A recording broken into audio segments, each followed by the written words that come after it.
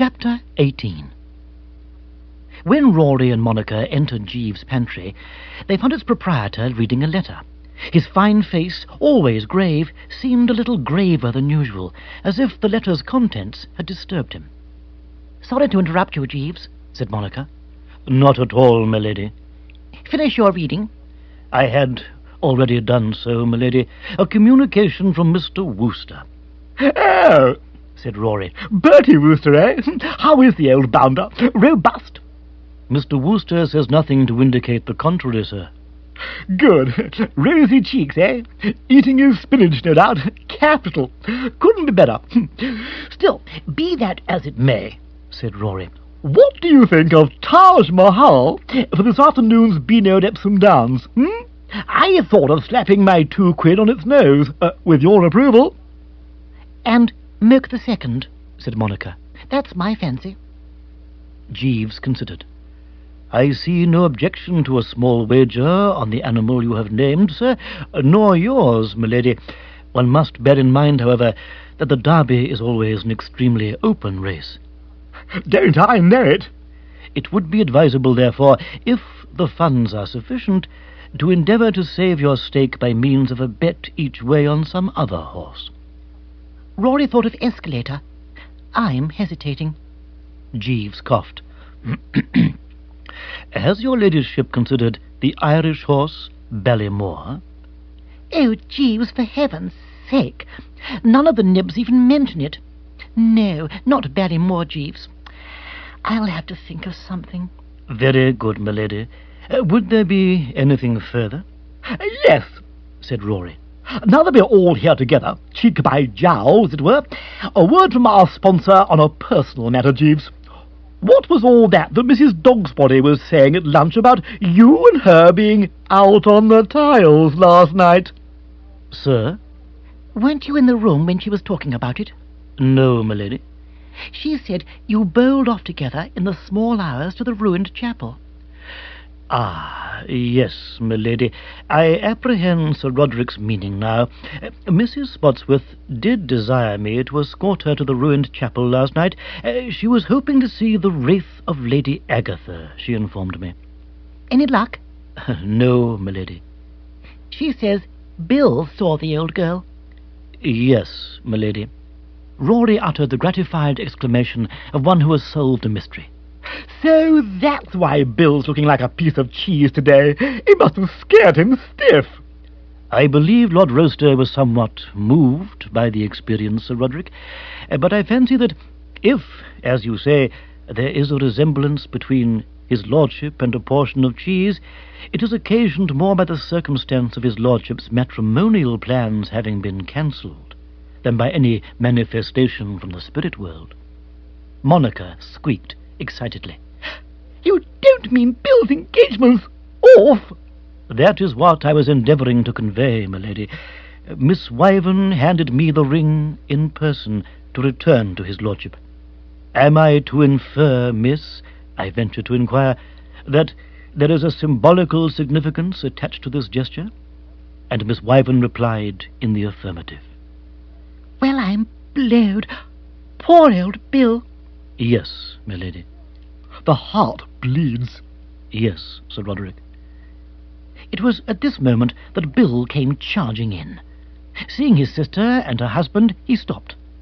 "Oh, hello, Rory," he said. "Hello, Moke. I'd forgotten you were here." Rory advanced with outstretched hand. The dullest eye could have seen that he was registering compassion. He clasped Bill's right hand in his own, and with his left hand kneaded Bill's shoulder. A man he knew wants sympathy at a time like this. It is in such a crisis in his affairs that he thanks heaven that he has an understanding brother-in-law, a brother-in-law who knows how to give a pep-talk. "We were not only here, old man," he said, "but we have just heard from Jeeves a bit of news that has frozen our blood. He says the girl Jill has returned you to store. Correct?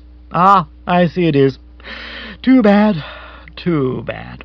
But don't let it get you down, old boy. You must... how would you put it, Jeeves?" "Stiffen the sinews, summon up the blood, Sir Roderick." "Precisely. You want to take the big, broad, spacious view, Bill. You are a fiancé short, let's face it, and your immediate reaction is, no doubt, a disposition to rend the garments and scatter ashes on the head. But you've got to look at these things from every angle, Bill, old man. Remember what Shakespeare said. A woman is only a woman, but a good cigar is a smoke. Jeeves winced. Kipling, Sir Roderick. And there's another profound truth. I don't know who said this one. All cats are grey in the dark. Monica spoke. Her lips, as she listened, had been compressed. There was a strange light in her eyes. Splendid. Go on. Rory stopped kneading Bill's shoulder and patted it. At the moment, he resumed, you are reeling from the shock. And very naturally, too. You feel you've lost something valuable. And, of course, I suppose one might say you have. For Jill's a nice enough kid, no disputing that. But don't be too depressed about it. Look for the silver lining. Whenever clouds appear in the blue, as I frequently sung in my bath, and you, I imagine, in yours, don't forget you're back in circulation again. Personally, I think it's an extremely nice slice of luck for you that this has happened. A bachelor's life is the only happy one, old man. When it comes to love, there's a lot to be said for the a la carte as opposed to the table d'hôte. Jeeves, said Monica. M'lady. What was the name of the woman who drove a spike into her husband's head? It's in the Bible somewhere. I fancy your ladyship is thinking of the story of Jael, but she and the gentleman into whose head she drove the spike were not married, merely good friends. Still, her ideas were basically sound. It was generally considered so in her circle of acquaintance, m'lady. Have you a medium-sized spike, Jeeves? No, I must look in at the ironmonger's, said Monica. Goodbye. Table d'hôte. She walked out, and Rory watched her go, concerned. His was not a very quick mind, but he seemed to sense something wrong. I say, she's miffed. Eh, Jeeves? I received that impression, Sir Roderick. Dash it all, I was only saying that stuff about marriage to cheer you up, Bill.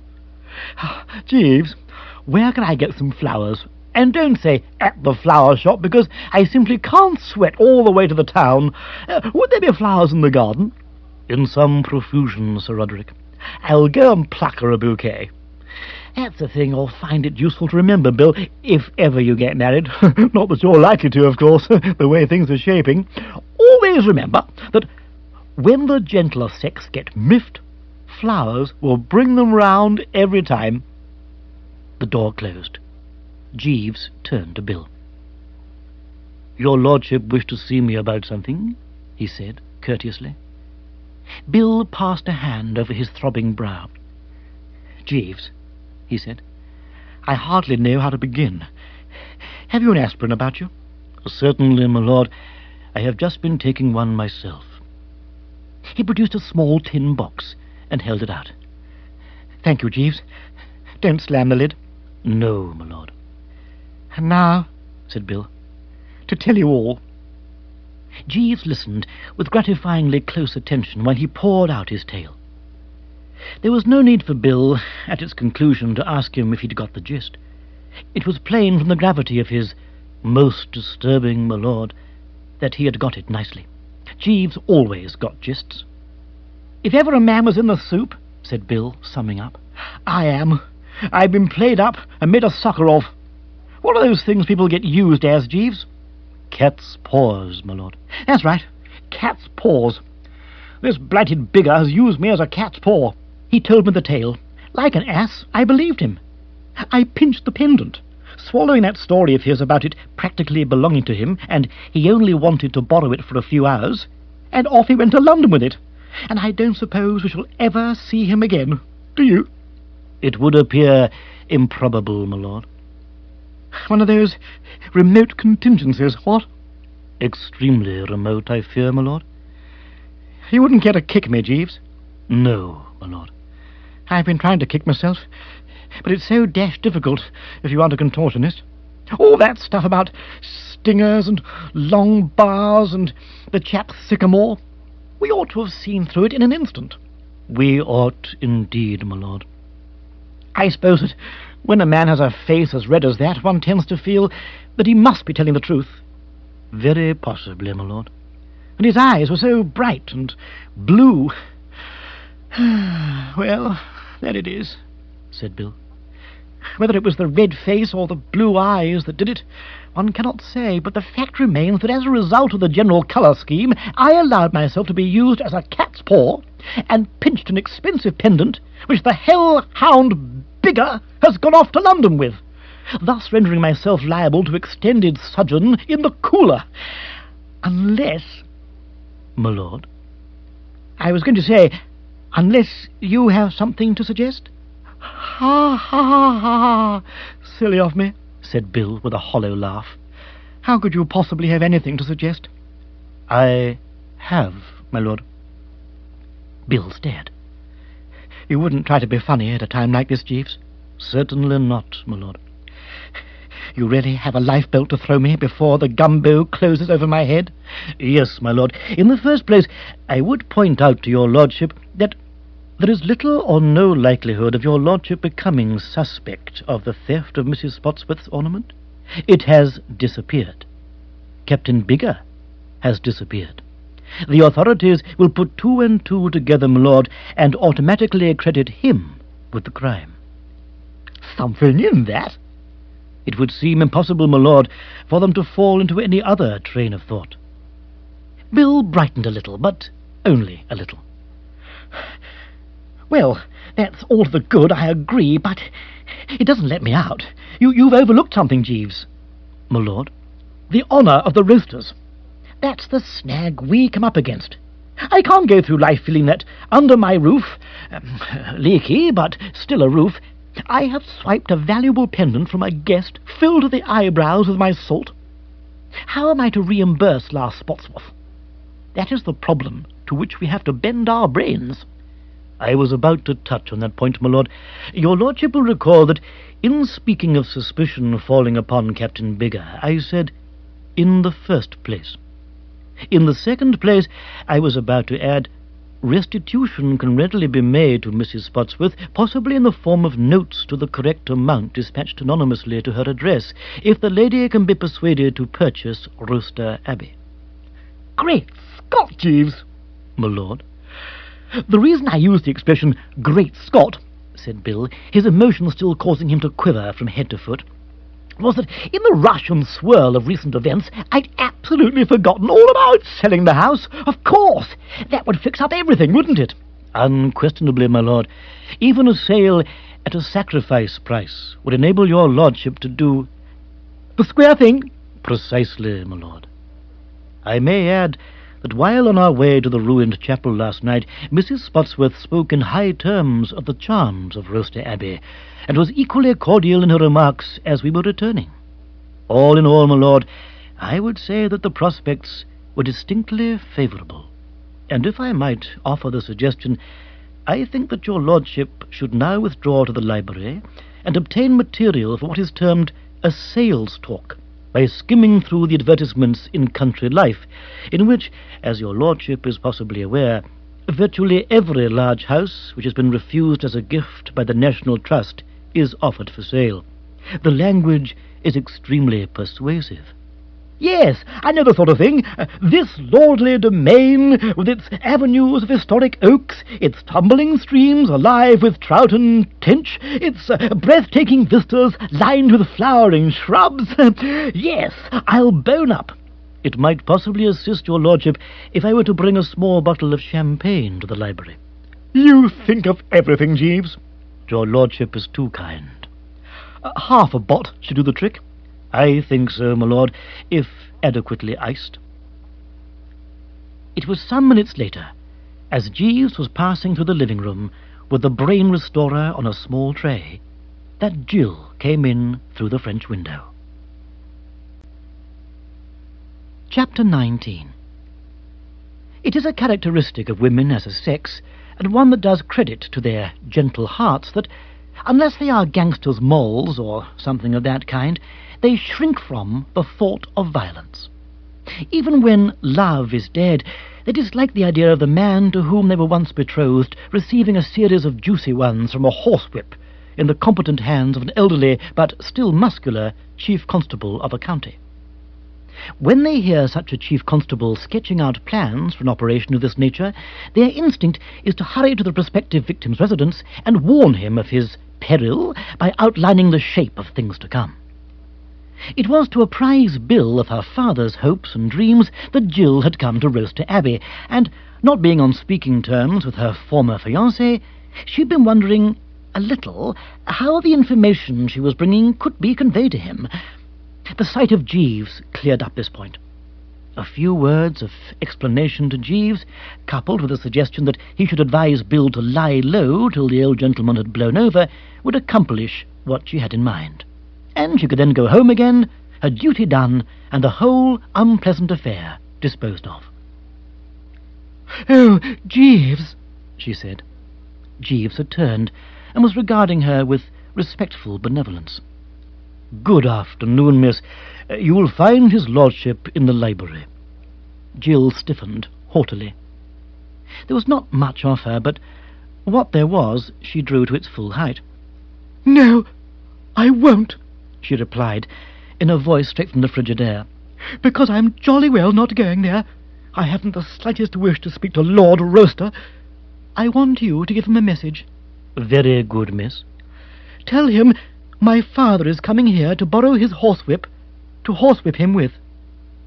Miss?" "It's quite simple, isn't it? You know my father?" "Yes, miss." "And you know what a horsewhip is?" "Yes, miss." "Well, tell Lord Rowcester the combination is on its way over." "And if his lordship should express curiosity as to the reason for Colonel Wyvern's annoyance?" "You may say it's because I told him about what happened last night, or this morning, to be absolutely accurate. At 2 o'clock this morning. He'll understand." "At 2 o'clock this morning, miss? That would have been at about the hour when I was escorting Mrs. Spotsworth to the ruined chapel. The lady had expressed a wish to establish contact with the apparition of Lady Agatha, the wife of Sir Caradoc the Crusader, miss, who did well, I believe, at the Battle of Joppa. She is reputed to haunt the ruined chapel." Jill collapsed into a chair. A sudden wild hope, surging through the cracks in her broken heart, had shaken her from stem to stern, making her feel boneless. What did you say?" Jeeves was a kindly man, and not only a kindly man, but a man who could open a bottle of champagne as quick as a flash. It was in something of the spirit of the Sir Philip Sidney who gave the water to the stretcher case that he now whisked the cork from the bottle he was carrying. Jill's need, he felt, was greater than Bill's. "Permit me, miss." Jill drank gratefully. Her eyes had widened, and the colour was returning to her face. "Jeeves, this is a matter of life and death," she said. "At 2 o'clock this morning, I saw Lord Rowcester coming out of Mrs. Spotsworth's room, looking perfectly frightful in mauve pyjamas. Are you telling me that Mrs. Spotsworth was not there?" "Precisely, miss. She was with me in the ruined chapel, holding me spellbound with her account of recent investigations of the Society of Psychical Research." "Then what was Lord Rowcester doing in her room?" "Purloining the lady's pendant, miss." It was unfortunate that, as he said these words, Jill should have been taking a sip of champagne, for she choked, and as her companion would have considered it a liberty to slap her on the back, it was some moments before she was able to speak. "Purloining Mrs. Spotsworth's pendant?"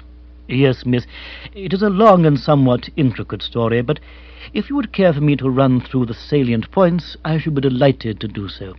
Would it interest you to hear the inside story of his lordship's recent activities, culminating, as I have indicated, in the abstracting of Mrs. Spotsworth's ornament?" Jill drew in her breath with a hiss. "Yes, Jeeves, it would." "Very good, miss. Then I must speak of one who loved not wisely, but too well, of one whose subdued eyes, albeit unused to the melting mood, drop tears as fast as the Arabian trees their medicinal gum. Jeeves!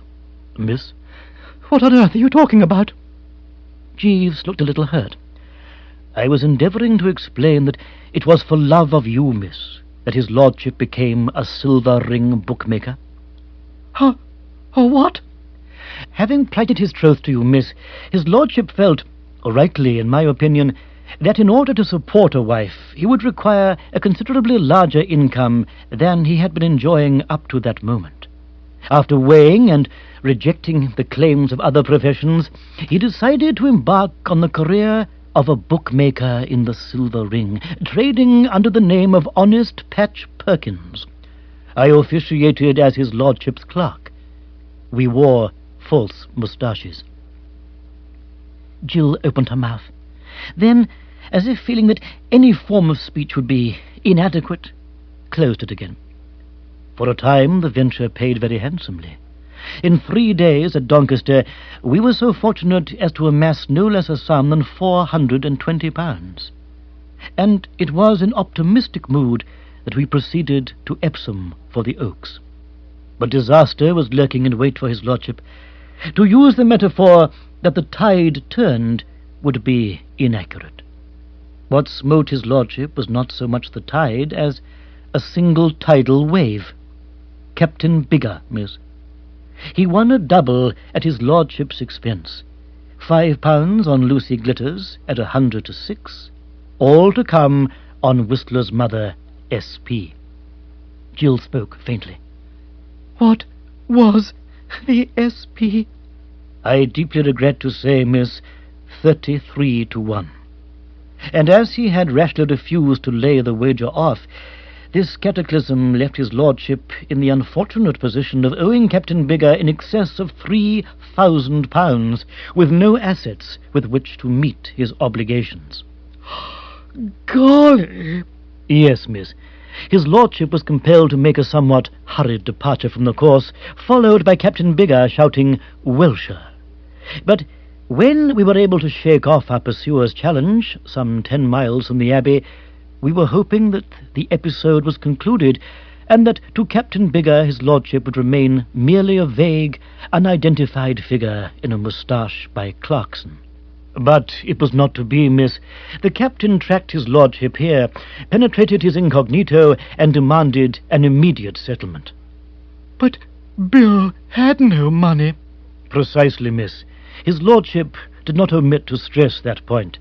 And it was then that Captain Bigger proposed that his lordship should secure possession of Mrs. Spotsworth's pendant, asserting, when met with a nolle prosequi on his lordship's part, that the object in question had been given by him to the lady some years ago, so that he was morally entitled to borrow it.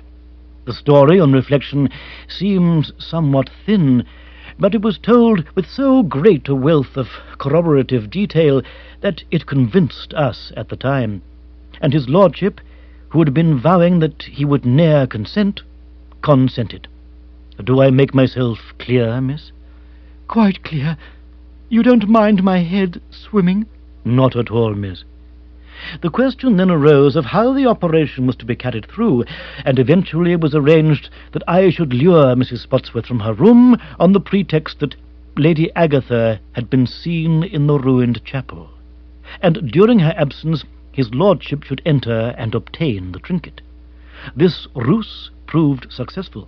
The pendant was duly handed to Captain Bigger, who has taken it to London with the purpose of pawning it and investing the proceeds on the Irish horse Ballymore, concerning whose chances he is extremely sanguine.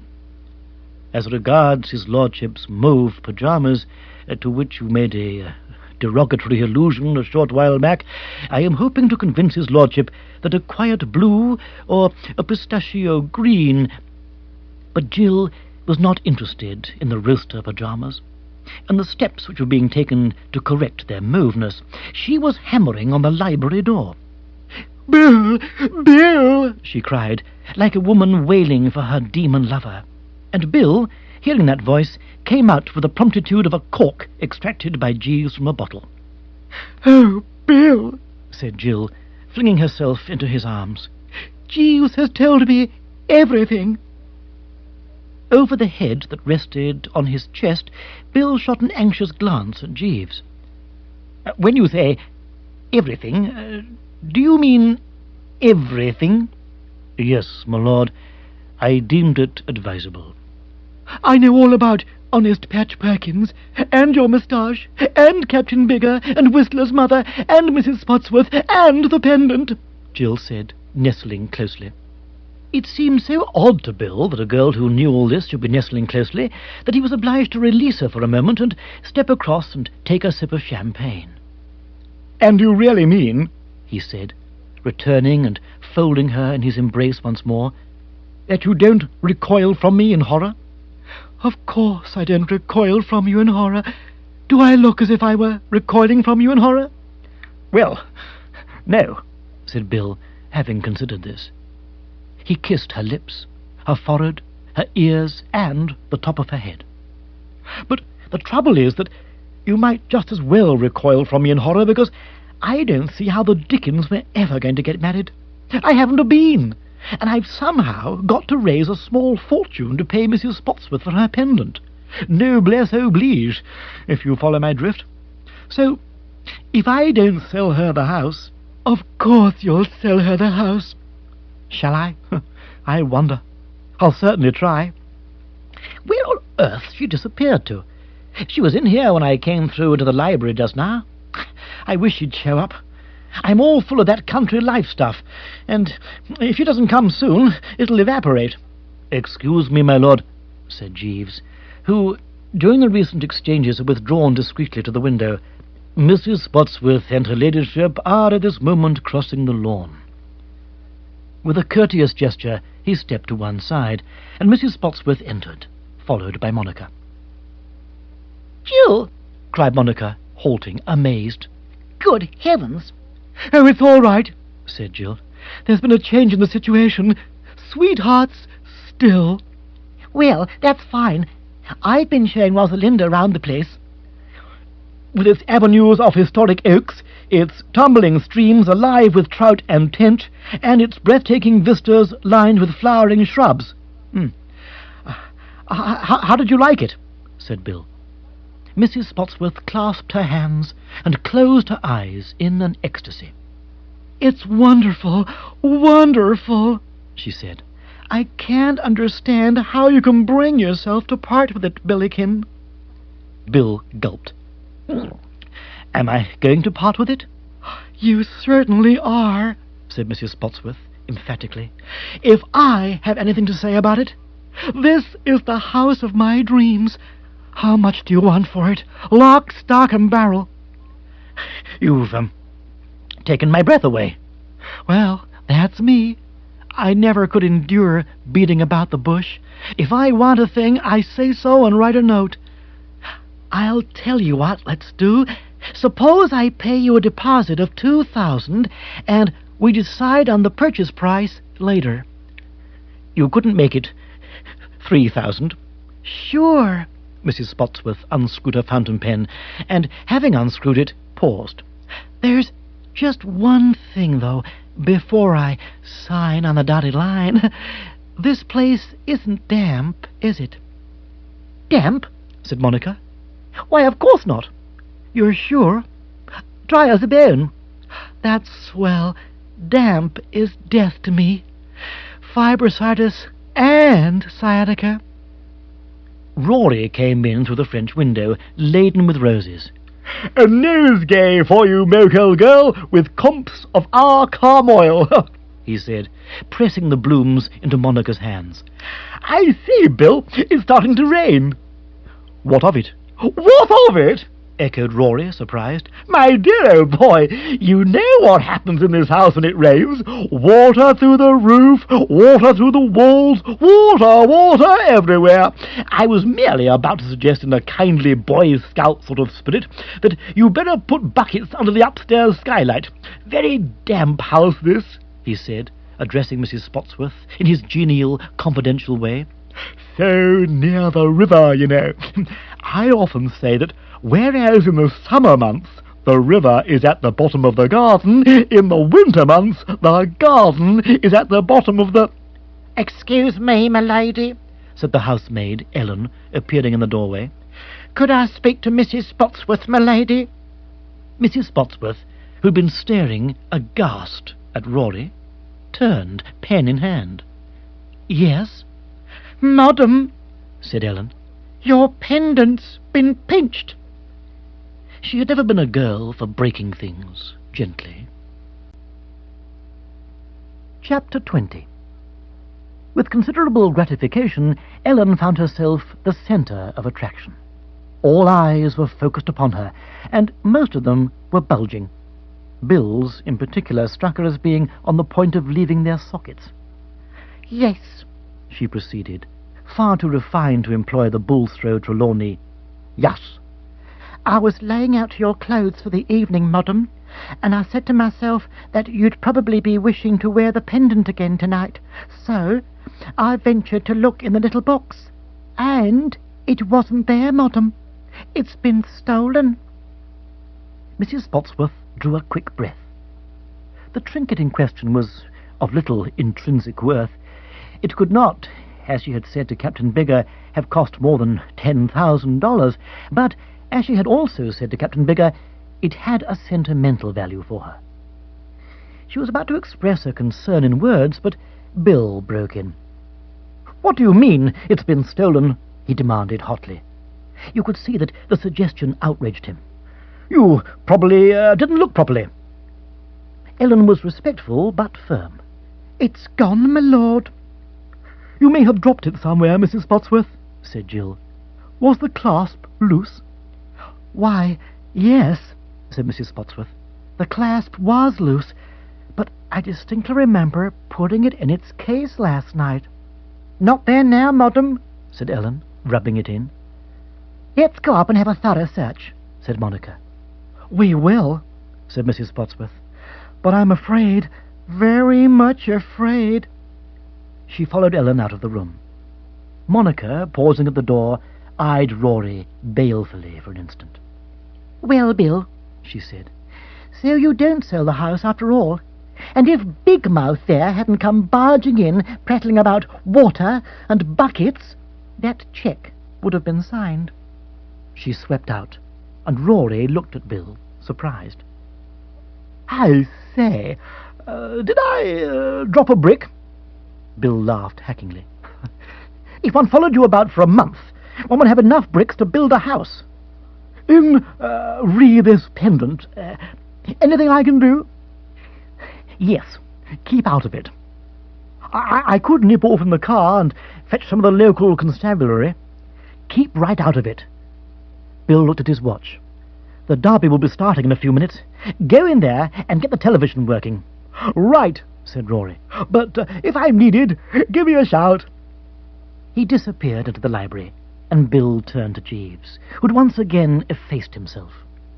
In times of domestic crisis, Jeeves had the gift, possessed by all good butlers, of creating the illusion that he was not there. He was standing now at the extreme end of the room, looking stuffed. "Jeeves?" "My lord," said Jeeves, coming back to life like a male Galatea. "Any suggestions?" "None of practical value, my lord. But a thought has just occurred which enables me to take a somewhat brighter view of the situation.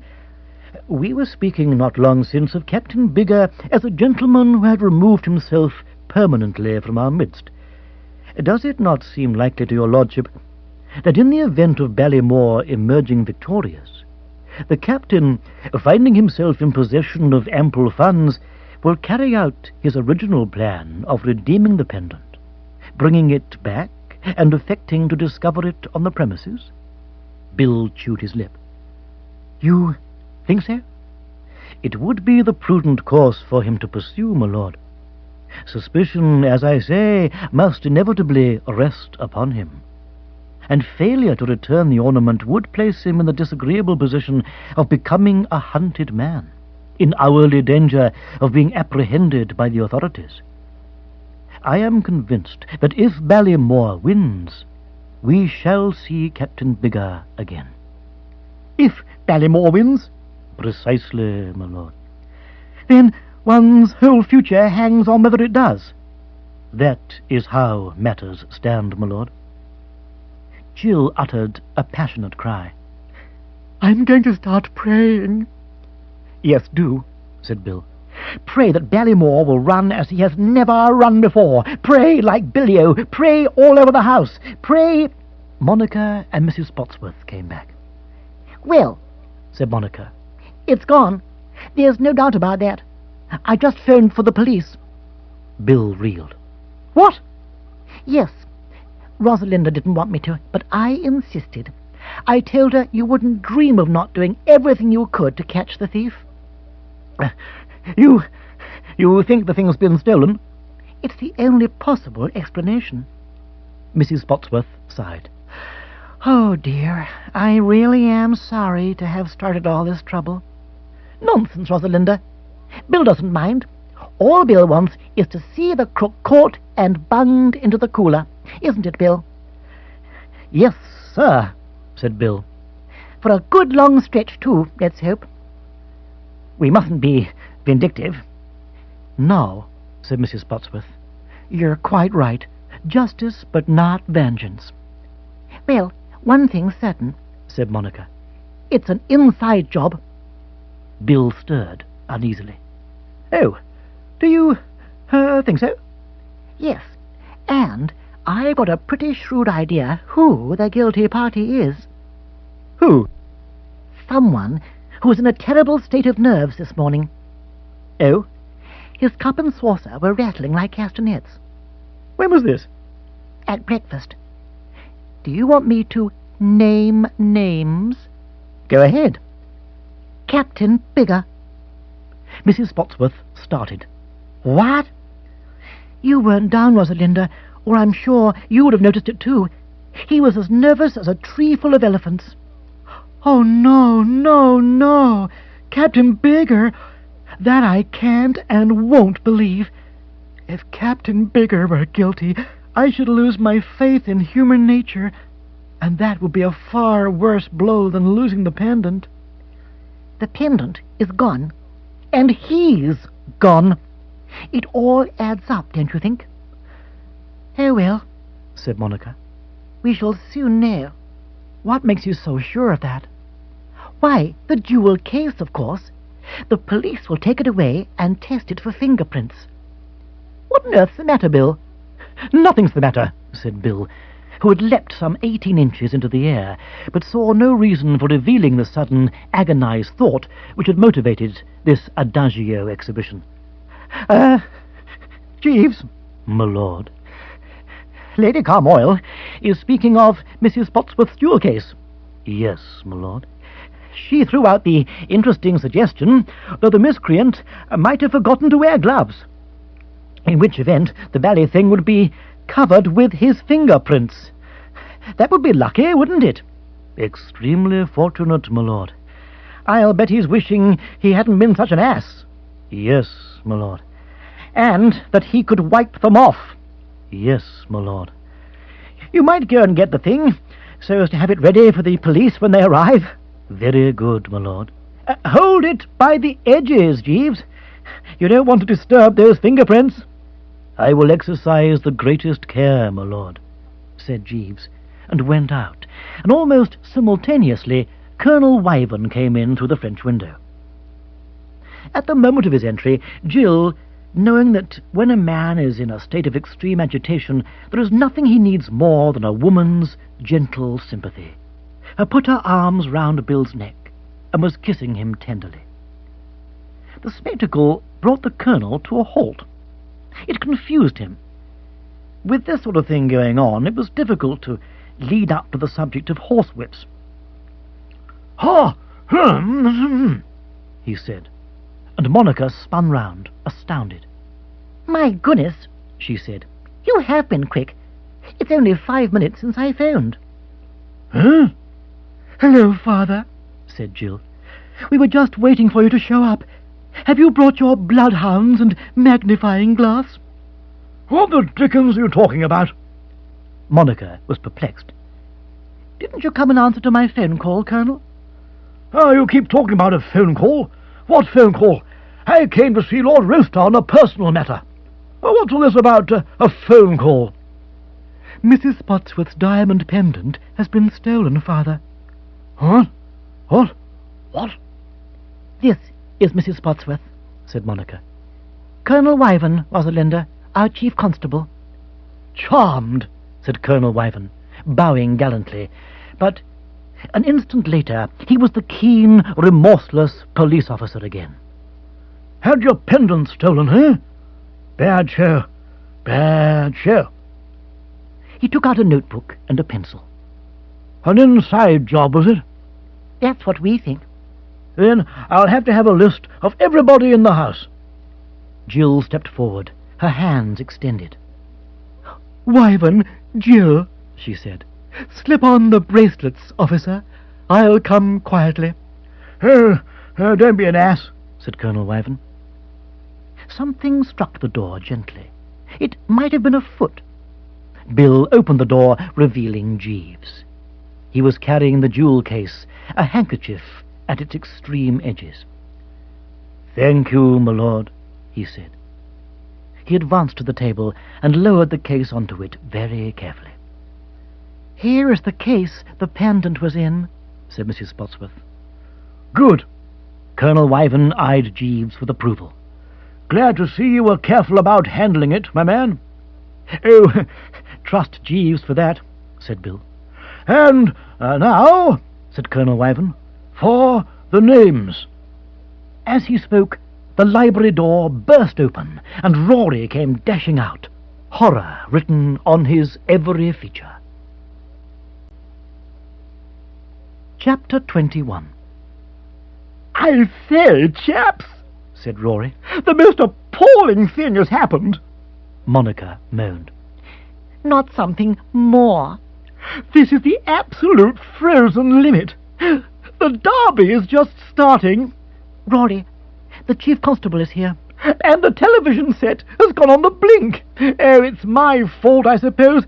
I was trying to get a perfect adjustment, and I must have twiddled the wrong thingamy." Rory, this is Colonel Wyvern, the chief constable. "How are you, Chief C? Do you know anything about television?" The colonel drew himself up. "I do not." You couldn't fix a set?" said Rory wistfully. "Not at this time, of course. The race will be over." "What about the radio?" "In the corner, Sir Roderick," said Jeeves. "Oh, thank heaven!" cried Rory, galloping to it. "Come on and give me a hand, Jeeves." The chief constable spoke coldly. "Who is this gentleman?" Such as he is, said Monica, apologetically. My husband, Sir Roderick Carmoyle. Colonel Wyvern advanced on Rory as majestically as his lack of inches permitted, and addressed the seat of his trousers, the only portion of him visible as he bent over the radio. "Sir Roderick, I am conducting an investigation." "But you're held up to listen to the derby." "When on duty, Sir Roderick, I allow nothing to interfere. I want a list." The radio, suddenly blaring forth, gave him one. "Taj Mahal, Sweet William, Garnature, Milk the Second, Voleur. Quite an impressive list, isn't it?" said the radio.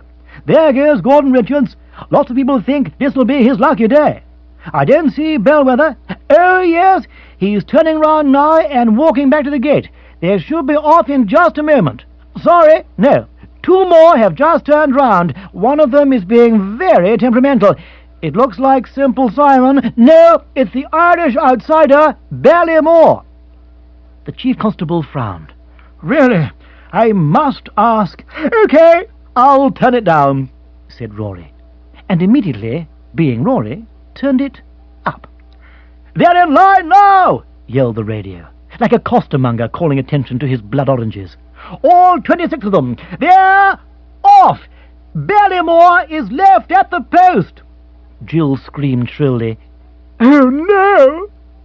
"Warrior," proceeded the radio, now, owing to Rory's ministrations, speaking in an almost inaudible whisper, like an invalid uttering a few last words from a sickbed. "Is in front, the Busak pacemaker." Its voice strengthened a little. "Taj Mahal is just behind. I see escalator. Escalator's going very strong. I see Sweet William. I see Milk the Second. I see—" Here the wasting sickness set in again, and the rest was lost in a sort of mouse-like squeak. The chief constable drew a relieved breath. "Ah, at last. Now then, Lord Rowcester, what servants have you here?" Bill did not answer. Like a mechanical figure, he was moving toward the radio, as if drawn by some invisible force. "There's a cook," said Monica. "A widow, sir," said Jeeves. "Mary Jane Piggott." Rory looked round. "Piggott? Who said Piggott?"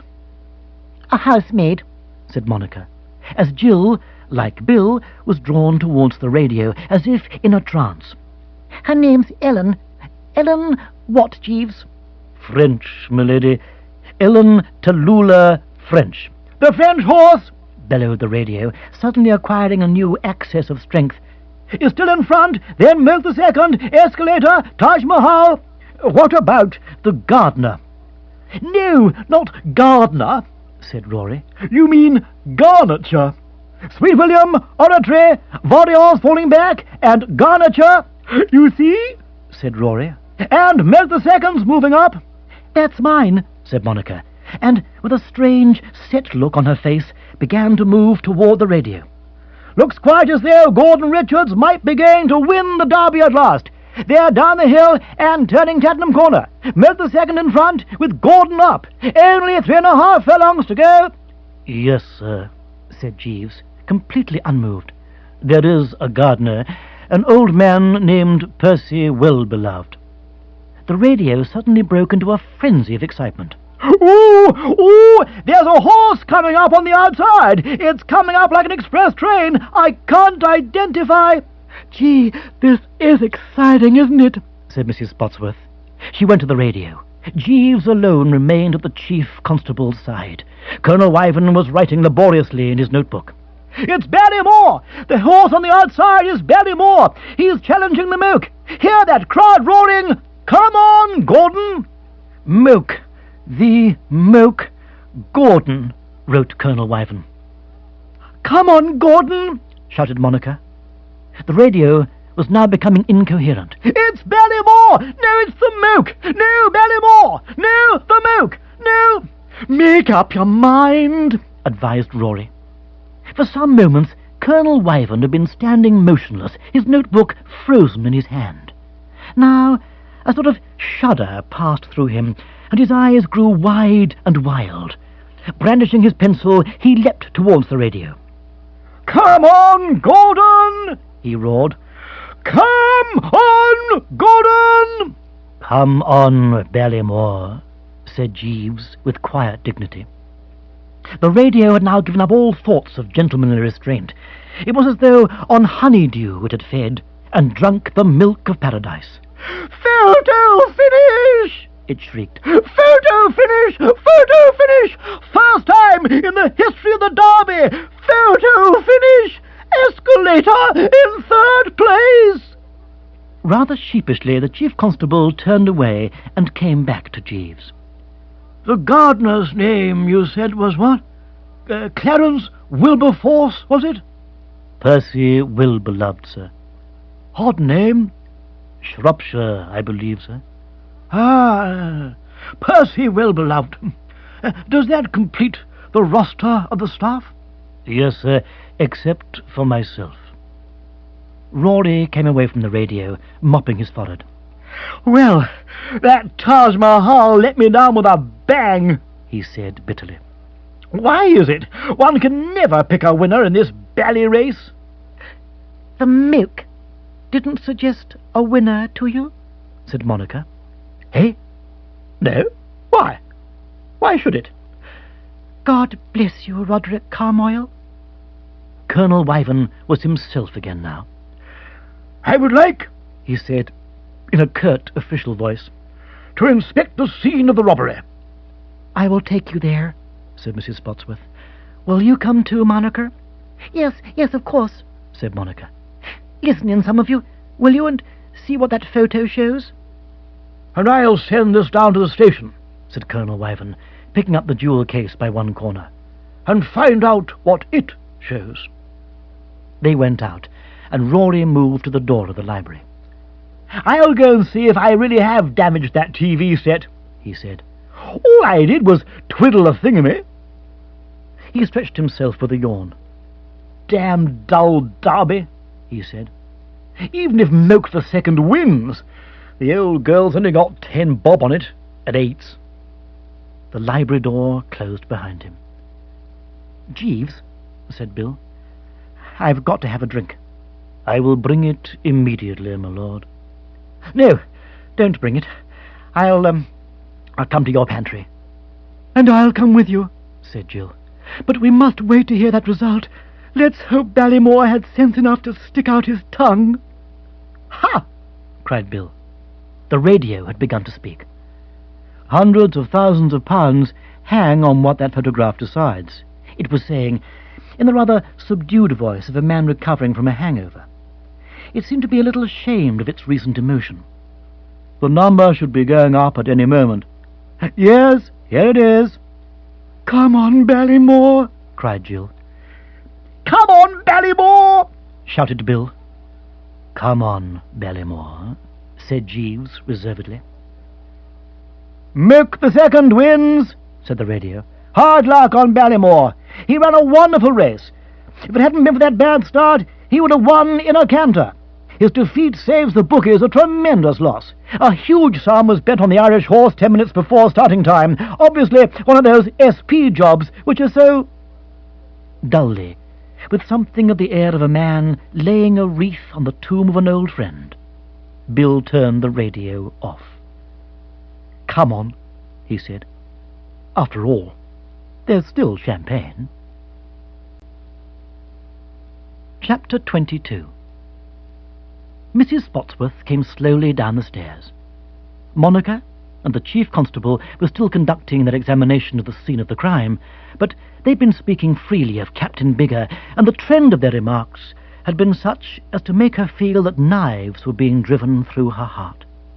When a woman loves a man with every fibre of a generous nature, it can never be pleasant for her to hear this man alluded to as a red-faced thug, Monica, and as a scoundrel who can't possibly get away but must inevitably ere long be caught and slapped into the jug, Colonel Wyvern.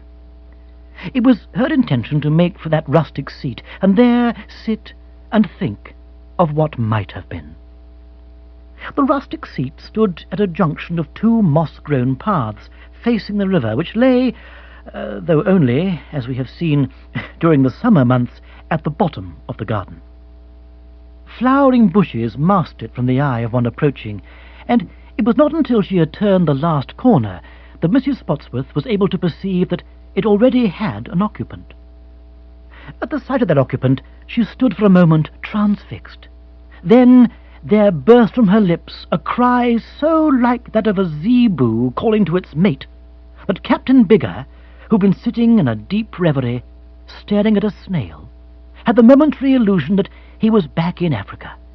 He sprang to his feet, and for a long instant they stood there, motionless, gazing at each other, wide-eyed, while the various birds, bees, wasps, gnats, and other insects operating in the vicinity went about their business, as if nothing at all sensational had happened.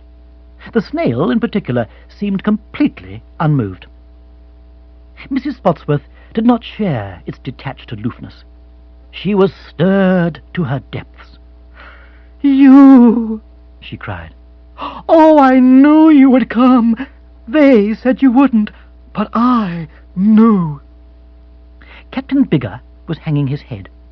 The man seemed crushed, incapable of movement. A rhinoceros, seeing him now, would have plucked up heart and charged on him without a tremor, feeling that this was going to be easy. "I couldn't do it," he muttered. "I got to thinking of you and of the chaps at the club, and I couldn't do it." "The club?" "The old Anglo-Malay club in Kuala Lumpur, where men are white and honesty goes for granted. Yes, I thought of the chaps. I thought of Tubby Frobisher. Would I ever be able to look him again in that one good eye of his? And then I thought that you had trusted me because I was an Englishman. And I said to myself, it isn't only the old Anglo-Malay and Tubby and the Subadar and Doc and Squiffy, Cuthbert Bigger. You're letting down the whole British Empire. Mrs. Spotsworth choked. Did you take it? Captain Bigger threw up his chin and squared his shoulders. He was so nearly himself again, now that he'd spoken those brave words, that the rhinoceros, taking a look at him, would have changed its mind and decided to remember an appointment elsewhere. I took it, and I brought it back, he said, in a firm, resonant voice, producing the pendant from his hip pocket. The idea was merely to borrow it for the day, as security for a gamble. But I couldn't do it. It might have meant a fortune, but I couldn't do it. Mrs. Spotsworth bent her head. Put it round my neck, Cuthbert, she whispered. Captain Bigger stared, incredulously, at her back hair. You want me to? You don't mind if I touch you? Put it round my neck, repeated Mrs. Spotsworth. Reverently the captain did so, and there was a pause. Yes, said the captain. I might have made a fortune, and shall I tell you why I wanted a fortune? Don't run away with the idea that I'm a man who values money. Ask any of the chaps out east, and they'll say, give Bwana Bigger his .505 Gibbs, his eland steak of a night. Let him breathe God's clean air, and turn his face up to God's good sun, and he asks for nothing more. But it was imperative that I should lay my hands on a bit of the stuff so that I might feel myself in a position to speak my love. Rosie, I heard them calling you that, and I must use that name. Rosie, I love you. I've loved you from that first moment in Kenya when you stepped out of the car and I said, ah, the Memsahib.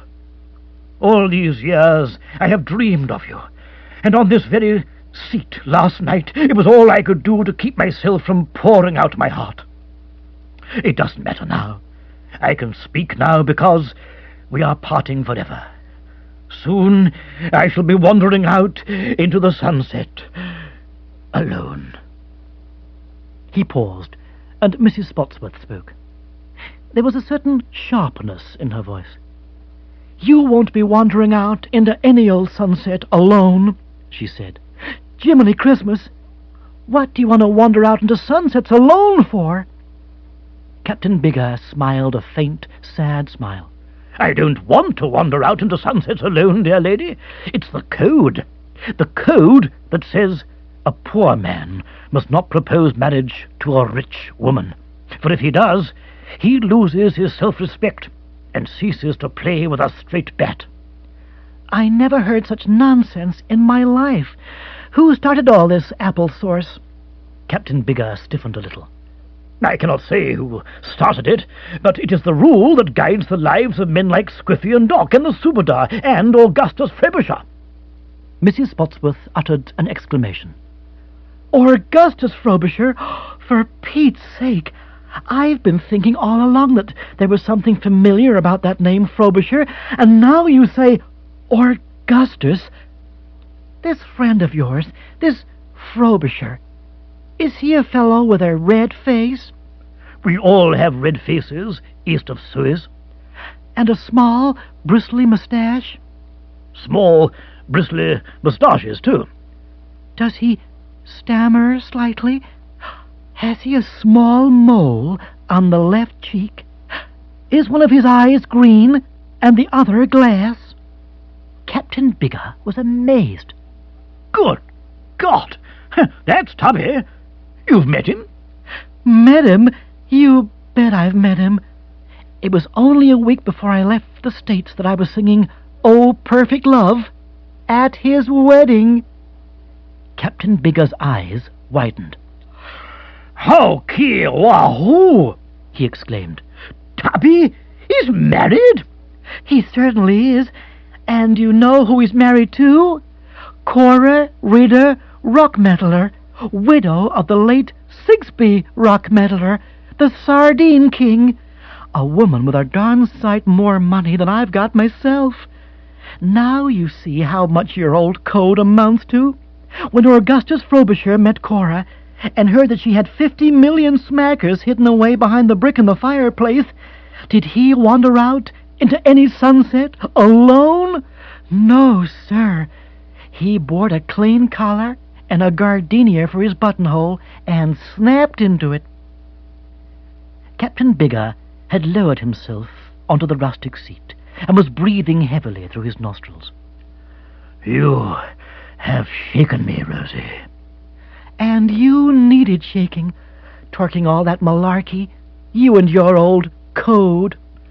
I can't take it in.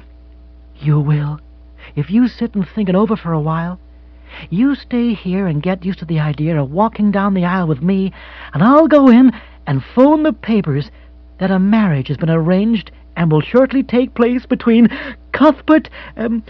have you any other names, my precious lamb?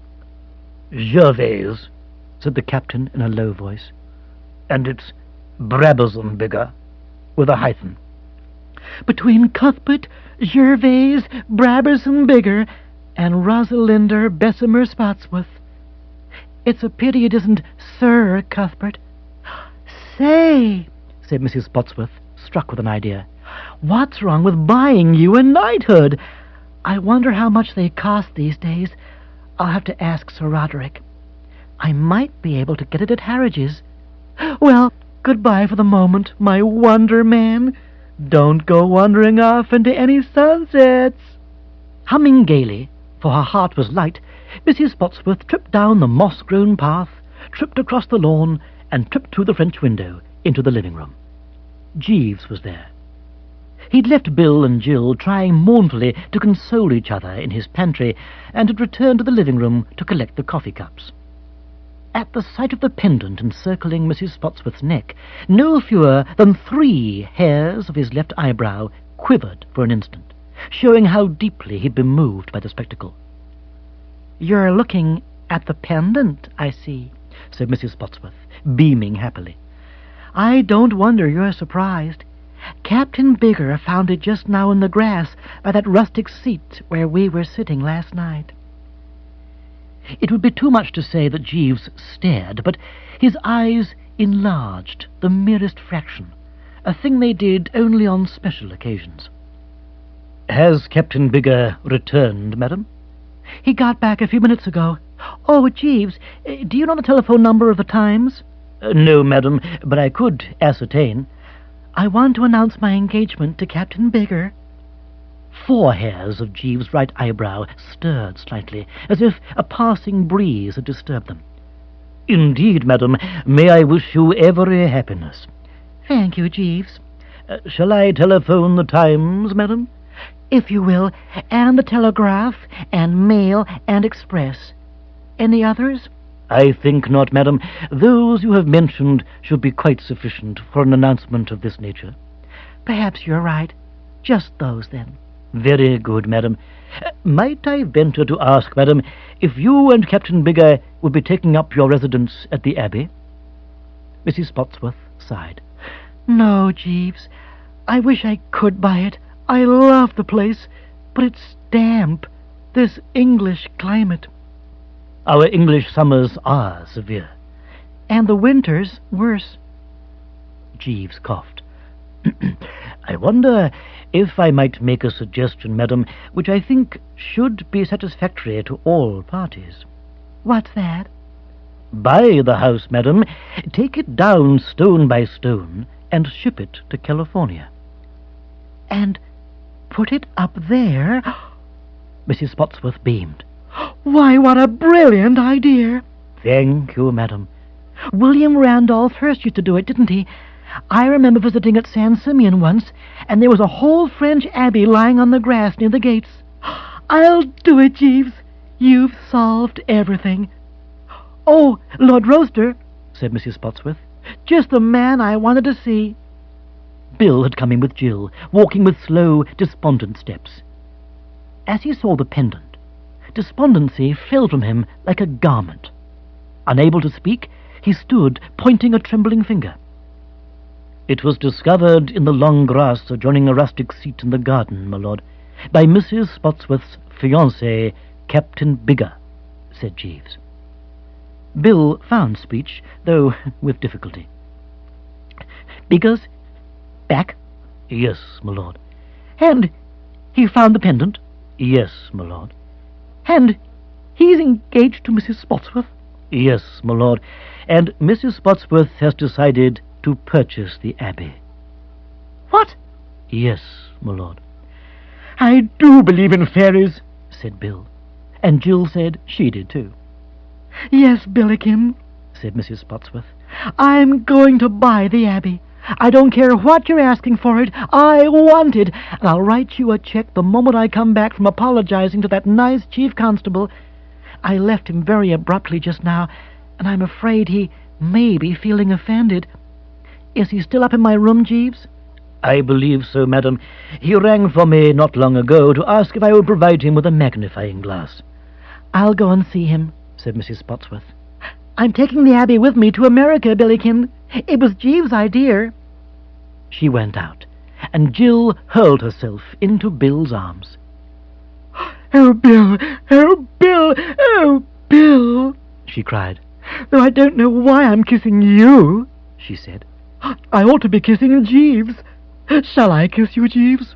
"No, miss." "Just think, Jeeves. You'll have to buy that fish slice after all." "It'll be a pleasure and a privilege, miss." "Of course, Jeeves," said Bill. "You must never leave us. Wherever we go, whatever we do." Jeeves sighed apologetically. "I am very sorry, my lord, but I fear I cannot avail myself of your kindness. Indeed, I fear I am compelled to hand in my notice." "Oh, Jeeves!" "With the deepest regret, miss, I need scarcely say, but Mr. Wooster needs me. I received a letter from him this morning." "Has he left that school of his, then?" Jeeves sighed again. "Expelled, my lord." "Good heavens!" "It is all most unfortunate, my lord. Mr. Wooster was awarded the prize for sock darning. 2 pairs of his socks were actually exhibited on speech day. It was then discovered that he had used a crib, an old woman whom he smuggled into his study at night." "Poor old Bertie." "Yes, my lord. I gather from the tone of his communication that the scandal has affected him deeply. I feel that my place is at his side." Rory came in from the library, looking moody. "I can't fix it," he said. "Rory," said Bill, "do you know what's happened?" "Yes, old boy, I've bust the television set." "Mrs. Spotsworth is going to marry Captain Bigger, and she's buying the Abbey." "Oh," said Rory. His manner was listless. "Well, as I was saying, I can't fix the bally thing, and I don't believe any of the local yokels can either. So the only thing to do is to go to the fountainhead." He went to the telephone. "Give me square 1234, he said. Captain Bigger came bustling through the French window, humming a Swahili wedding march. "Where's my Rosie?" he said. "Upstairs," said Bill. "She'll be down in a minute. She's just been telling us the news. Congratulations, Captain." "Thank you, thank you." "I say," said Rory, the receiver at his ear, "I've just remembered another one. Which is bigger, Captain Bigger or Mrs. Bigger? Mrs. Bigger, because she became bigger. Meanwhile, I'm trying to get—" His number came through. "Oh, hello," he said. "Here it is." That was Ring for Jeeves by P.G. Wodehouse. Read by Nigel Lambert.